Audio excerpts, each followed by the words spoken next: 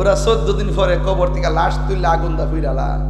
এটা কোন জনতা বুঝলাম না, এই জন্য বলছি এই জনতা এই জনতা না, সবচেয়ে আসল হইল সুন্নি জনতা। ঠিক কিনা বলেন? সব জনতায় দেখা শেষ, আলো সুন্নার বাংলাদেশ। ঠিক কিনা বলো? আমার দেশের মানুষ সুবিধার সাথে মিলে গেলে অর্ধেকটা মানে, সুবিধার বাইরে গেলে তারা মানে না। তারা পকেটের ডলার ছাড়া কিছুই চিনে না। ঠিক কিনা? হ্যাঁ, রাইট না? রাইট না? এই কথাগুলো বলতে আমার খুব ভালো লাগে, একটু গুতা দিয়া বলতে বড় ভালো লাগে। এরা হলো ডাব্লিউর গোষ্ঠী। এখন কি গোষ্ঠী? ডাব্লিউর গোষ্ঠী। আমি নাম কই না এখন, ডাব্লিউ। হ্যাঁ, এরা বলি আল্লাহর মাজার বানতে যায়। হুজুর কত বড় বেয়াদব, কাজটা করলো কি? ওরা 14 দিন পরে কবর থেকে লাশ তুললে আগুন দা ফিরালা। এটা কোন জনতা বুঝলাম না, এই জন্য বলছি এই জনতা এই জনতা না, সবচেয়ে আসল হইল সুন্নি জনতা। ঠিক কিনা বলেন?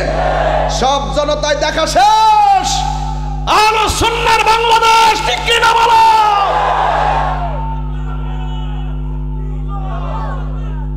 এটাই হলো ফাইনাল কথা। বলেন ঠিক কিনা? সুন্নি জামাত কি এখন 2 না 1? আরো বড় করে 2 না 1? পদ পদবি বড় কথা নয়, আমরা এক হয়েছি, একই থাকবো, নবীর গোলামী রাসূল হয়ে থাকবো। কথা বলেন ঠিক কিনা? আল্লাহর ওয়াস্তে চেয়ার আর পদের জন্য যেন সুন্নি জামাতের কোনো ফাটল সৃষ্টি না হয়। যদি বলেন আমি আমারটাই ছেড়ে দিব, এরপরে রক্তবিন্দু দিয়ে হলো, পায়ে ধরে হলো, পায়ের মধ্যে আপনার কদমে আমার জিহ্বা লাগায়া দুলা পরিষ্কার করে দিয়ে বলবো আল্লাহর ওয়াস্তে আর আমরা বিভাজন চাই না, আলাদা হতে চাই না, ঐক্যবদ্ধ থাকতে চাই। কথা বলেন ঠিক কিনা?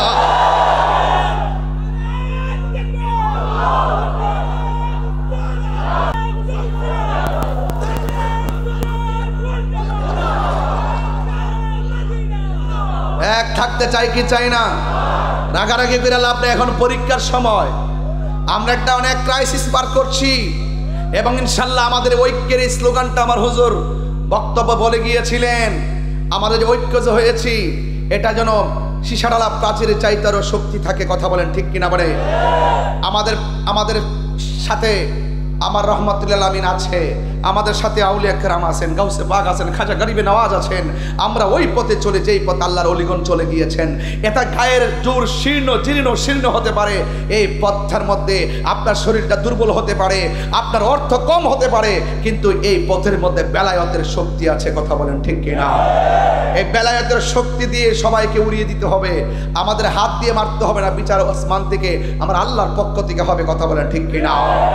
এই জন্য আমার যুবকদেরকে বলবো, আমরা কি আর ভাগাভাগি চাই? ওলি আল্লাহর পক্ষে থাকতে চাই কি চাই না? এখন আমরা এতদিন ওয়াজের মধ্যে বলেছি, আমি আবারও বলছি, 5-6 গ্রাম একত্রিত হবেন। 5-6 গ্রাম একত্রিত হয়ে আলাদা কমিটি করবেন, প্রতিরোধ কমিটি। মাজার আক্রমণ, খানকা আক্রমণ, আল্লাহর ওলি মাজার আক্রমণ থেকে সেফ রাখার জন্য, সুরক্ষা দেওয়ার জন্য আমরা প্রতিরোধ কমিটি গঠন করব। যারা ভাঙতে আসবে আমরা তাদের সাথে লড়াই করব। রাজি আছেন কিনা বলেন? রাজি আছেন কিনা বলেন? এই দেশটা এমন দেশ, শক্তের ভক্ত নরমের জম।